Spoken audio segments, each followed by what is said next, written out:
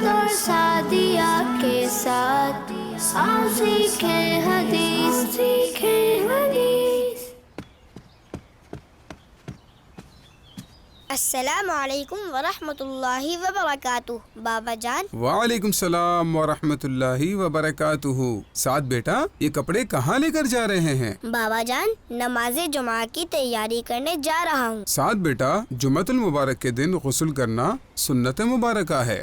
ایک حدیث پاک میں اللہ کے آخری نبی صلی اللہ تعالی علیہ وآلہ وسلم نے ارشاد فرمایا، اے لوگو، جب یہ دن یعنی جمعۃ المبارک ہوا کرے تو نہا لیا کرو، اور چاہیے کہ ہر ایک اپنا بہترین تیل اور خوشبو لگا لیا کرے۔ یعنی جمعۃ المبارک کے دن غسل کر کے سر میں تیل لگا کر صاف ستھرے کپڑے پہن کر اس پر خوشبو لگا کر تیار ہونا چاہیے۔ لیکن بابا جان، یہ نہانے اور غسل کرنے میں کیا فرق ہے؟ سعد بیٹا، دیکھا جائے تو نہانا اور غسل کرنا ایک ہی بات ہے، لیکن اسلامی طور پر غسل کرنے میں کچھ چیزوں کا خیال رکھنا ضروری ہوتا ہے، کیونکہ غسل کے 3 فرائض ایسے ہیں جب تک ان کو پورا نہ کر لیا جائے انسان کتنا ہی پانی بہا لے وہ پاک نہیں ہو سکتا۔ بابا جان، وہ فرائض کیا ہیں؟ بیٹا، میں آپ کو غسل کا پورا طریقہ سمجھاتا ہوں تاکہ آپ کو بھی غسل کرنا آ جائے۔ جزاک اللہ بابا جان، یہ تو بہت اچھا ہو جائے گا۔ بیٹا، ایک بات اور،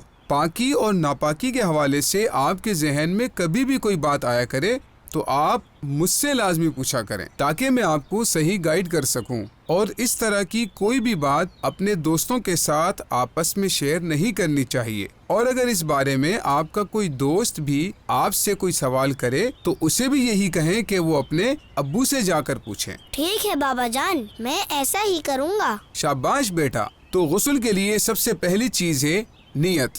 نیت دل کے ارادے کو کہتے ہیں۔ جیسا کہ ہم جانتے ہیں کہ نیت دل کے ارادے کا نام ہے، تو بس دل میں نیت کر لینا کافی ہے۔ جیسے ابھی آپ جمعۃ المبارک کے لیے غسل کرنے جا رہے ہیں تو آپ کے دل میں اس بات کا ارادہ ہی آپ کی نیت ہے۔ جی بابا جان۔ بیٹا، غسل میں سب سے پہلے دونوں ہاتھوں کو پہنچوں تک 3 بار دھوئیں، جیسے وضو میں سب سے پہلے ہاتھوں کو دھوتے ہیں، پھر اس طرح سے مکمل وضو کریں جیسے نماز کے لیے وضو کرتے ہیں۔ اس کے بعد اپنے ہاتھوں کو گیلا کر کے پورے جسم پر اس طرح سے ملیں۔ بابا جان، جیسے صابن سے ملتے ہیں؟ جی بیٹا، ویسے ہی۔ اگر آپ چاہیں تو صابن بھی استعمال کر سکتے ہیں۔ پھر 3 بار سیدھے کندھے پر پانی بہائیں، پھر 3 بار الٹے کندھے پر پانی بہائیں، اور اس کے بعد سر سے لے کر پورے بدن پر 3 مرتبہ پانی بہا دیجئے۔ پھر اچھی طرح پورے بدن پر اس طرح پانی بہائیں کہ جسم پر ایک بال برابر حصہ بھی ایسا نہ رہ جائے جس پر پانی نہ بہا ہو۔ تو بابا جان، یہ ہے غسل کا طریقہ؟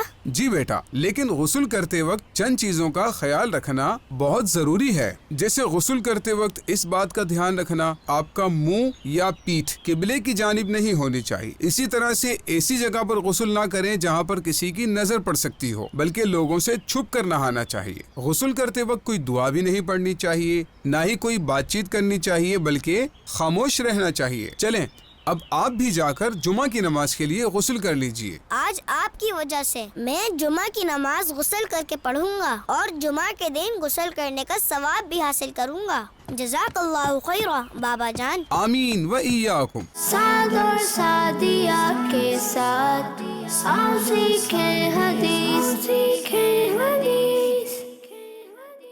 بچوں کا مدنی چینل آ گیا، بچوں کا آ گیا